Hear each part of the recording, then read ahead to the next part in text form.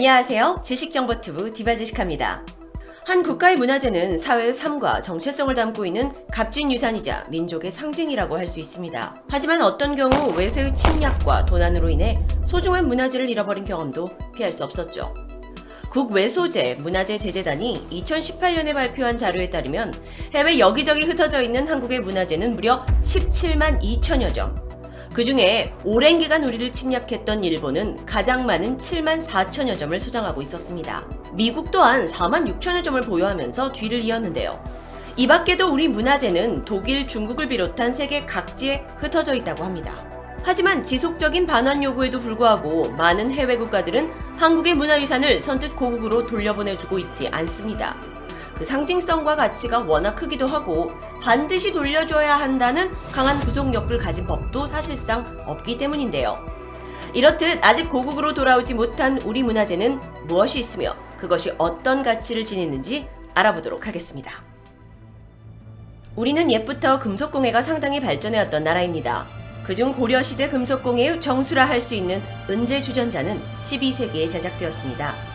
은을 주 재료로 만들고 부분에 금도금을 장식해서 대나무 문양의 몸체 위로 화려하게 핀 연꽃과 봉황 뚜껑의 섬세함까지 정말 잘 보존되어 있는 작품입니다. 게다가 세트로 제작된 주전자의 받침대에는 보온과 보냉의 기능까지 가지고 있어 실용성을 더하고 있는데요.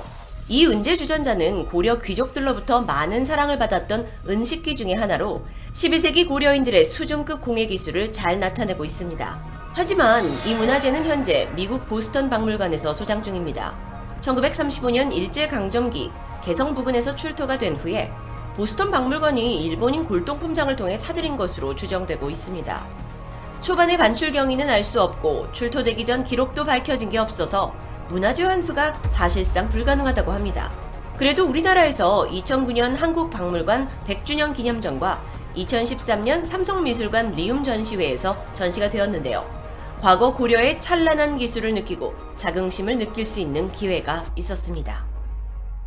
현재 국내에 돌아오지 못하는 대표적인 문화재로 손꼽히는 작품은 안견의 목류동원도입니다. 세종대왕의 셋째 아들인 안평대군이 꿈에서 본 무릉도원을 묘사하며 화가 안견에게 그리게 했는데 안견이 3일 만에 완성한 산수화입니다. 이 그림의 제목은 말 그대로 꿈속 복숭아 꽃밭에서 노는 그림인데요. 총 3부분으로 구성되어 있어 왼쪽에서 오른쪽으로 작품을 감상할 수 있습니다. 작품 속에는 새 속의 풍경과 무릉도원의 모습이 한 화면 속에 절묘하게 어우러져 있어 감탄을 자아내게 합니다. 안견은 조선 초기 3대 화가로 활동 당시에도 천재 화가로 불리면서 이름을 높였는데요. 그럼에도 불구하고 그의 진품으로 알려진 작품이 현재까지는 이 목류도원도 하나라고 합니다. 그러다 보니 이 그림의 가치는 매우 크다고 할 수 있겠죠. 더욱이 목류도원도에는 신숙주를 비롯한 20여 명이 그림에 대한 소감을 적은 찬문도 함께 있어서 종합미술품으로 높이 평가받고 있습니다. 이렇듯 우리나라의 국보로 지정되어 마땅할 만한 가치의 큰 작품이지만 현재 이 그림은 일본 덴리 대학에서 소장 중이며 일본 중요문화재 1152호로 지정되어 있습니다. 어떠한 경로로 어떻게 반출되었는지는 정확히 밝혀지지 않았지만 임진왜란 때 약탈당한 것으로 추정되고 있습니다. 1949년 일본의 미술상이 목류도원도를 한국에 팔려고 시도한 적이 있었습니다. 당시 가격이 60만 원, 이걸 현재 가치로 환산하면 200억 원에 해당하는 좀 부담스러운 가격 때문에 거래는 실패했고 이후 일본 덴리 대학에서 사들였다는 이야기도 전해집니다. 그동안 민간 차원에서 목류도원도 반환운동을 벌이며 돌려줄 것을 요구했지만 약탈문화재라는 명확한 증거가 없어 일본은 묵묵부답으로 일관하며 문화재 환수에 어려움을 겪고 있습니다. 도쿄 국립박물관의 오구라 컬렉션, 이곳에는 한국에 존재하지 않는 국보급 한국 유물이 다수 소장되어 있습니다. 오구라 컬렉션은 일제강점기 도굴 왕으로 불리던 일본인 오구라 다케노스케가 수집한 문화재들입니다. 그가 사망한 이후 아들이 문화재 1040점을 도쿄 국립박물관에 기증하게 되는데 그 중에는 조선왕실의 유물로 고종이 사용한 것으로 추정되는 이 투구도 포함되어 있습니다. 투구란 전투시 쓰는 모자로 현재 도쿄 국립박물관이 소장한 이 투구에는 발톱이 5개 달린 용, 이른바 오조룡이 새겨지기도 했고 투구 양쪽에는 날개가 있어 왕이 썼던 투구임을 분명하게 보여주고 있습니다.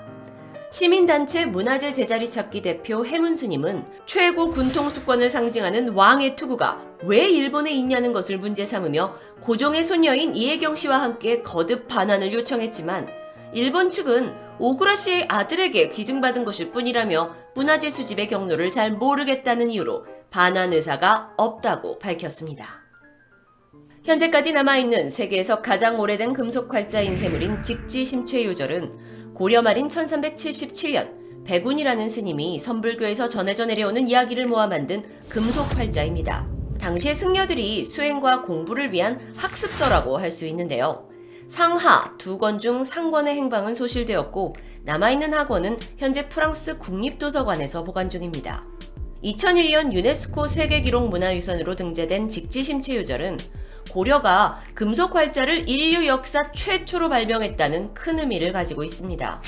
하지만 1890년대 말 주한 프랑스 외교관이던 콜랭드 플랑시가 직지심최요절을 구입해서 본국으로 가게 된 이래 단 한 번도 고국 땅을 밟지 못했습니다. 그동안 국내 지자체에서 대여를 추진하기도 하고 민간단체에서는 반환을 위한 활동도 벌였는데요. 프랑스는 묵묵부답으로 일관하고 있습니다. 더욱이 약탈문화재가 아니었기에 한국도 정식 반환 요청을 하기 난감한 상황이라고 합니다. 오히려 프랑스는 고문서의 보존 측면에서 자신들이 더 우월하다라는 주장을 펴며 반환을 반대하고 있는 상황입니다. 1866년 병인양요, 당시 프랑스군은 왕실 도서관이라고 불리던 강화도 외규장각에서 340권의 서적을 약탈해 가는데 여기에 포함된 서적이 외규장각 의궤였습니다. 이 책은 조선 왕실의 제사, 결혼식, 세자책봉, 장례와 같은 중요 행사를 상세한 그림과 글로 보여주는 아주 소중한 문서였는데요.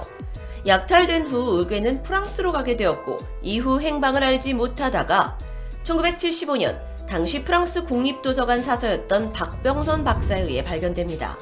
그녀는 3천만 권이 넘는 책들을 일일이 확인하며 약 20년 동안 찾아 헤매게 되는데 발견 당시 이 의궤는 중국 서적으로 분류되어 폐지 창고에 버려지다시피 방치되어 있었다고 합니다. 이후 정부는 외규장각 의궤의 반환에 노력을 기울였고 그 결과 2011년 145년 만에 고국으로 돌아옵니다. 하지만 아쉽게도 완전한 반환이 아닌 프랑스가 소유권을 가진 채 우리가 빌려오는 형식으로 5년마다 임대 계약을 갱신하는 형태입니다. 현재는 용산 국립중앙박물관 상설전시관에서 보실 수 있습니다. 신라 성덕왕 때인 727년 승려 해초가 인도와 중앙아시아 5나라를 순례하면서 기록한 견문록이자 여행기로 알려진 왕호천축국전. 이 기록은 1200년 동안 세상에 알려지지 않았다가 1908년 프랑스 동양학자 펠리오에 의해 중국에서 발견되었는데요. 이후 프랑스 파리 국립도서관에서 보관되고 있습니다. 승려 해초는 4년간의 여행기를 담고 있는 왕호천축국적을 서기 723년부터 727년까지 약 40개의 나라를 방문하며 보고 들은 내용을 기록하고 있습니다. 약본으로 간략하게 서술되었고 오랜 세월 후에 발견되었기 때문에 다수의 내용이 빠져있는 결본으로 전해지고 있습니다. 하지만 8세기 인도와 중앙아시아에 관해서는 세계에서 유일무이한 기록으로 남아있고 그 당시 해당 지역의 문화를 엿볼 수 있는 귀중한 기록으로 평가받고 있습니다. 그 오래전 우리나라 사람이 외국을 여행하며 썼다는 점에서 고귀함이 더해지는 자료인데요.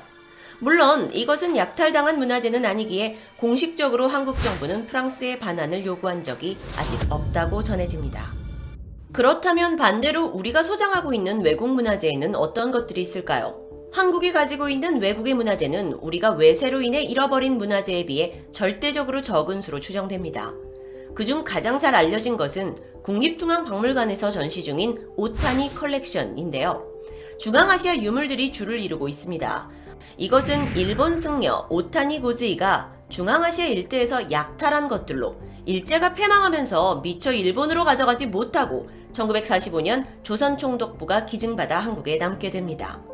국내에서 문화재 환수 활동을 벌이고 있는 일부 시민단체들은 약탈문화재를 반환받으려는 한국이 정작 약탈문화재를 소장하고 있다라는 사실이 윤리적 정당성이 약화된다는 의미에서 오타니 컬렉션을 원래 주인에게 되돌려줘야 한다고 주장하고 있습니다. 여러분의 생각은 어떠신가요? 이렇듯 과거 침략과 식민지배, 전쟁과 혼란기 속에 수많은 우리 문화재는 외국으로 반출되었습니다. 국가에 대한 자긍심을 불러일으키고 귀중한 연구자료가 되는 문화재. 이것을 반환받는 것도 중요하지만 한편에서는 한국의 문화재를 소장한 현지에서 되려 한국의 역사를 알리는 홍보대사로 활용할 수 있지 않냐는 주장도 있습니다. 물론 이에 대해서는 여전히 학교와 문화단체가 대립하고 있는 부분인데요. 결국 약탈당한 문화재는 약탈의 역사만을 소개하는 거 아니냐는 우려도 존재합니다. 우리 곁을 떠난 소중한 문화재를 하루빨리 한국에서 볼 수 있는 날이 오길 고대합니다. 지식정보튜브 디바제시카였습니다.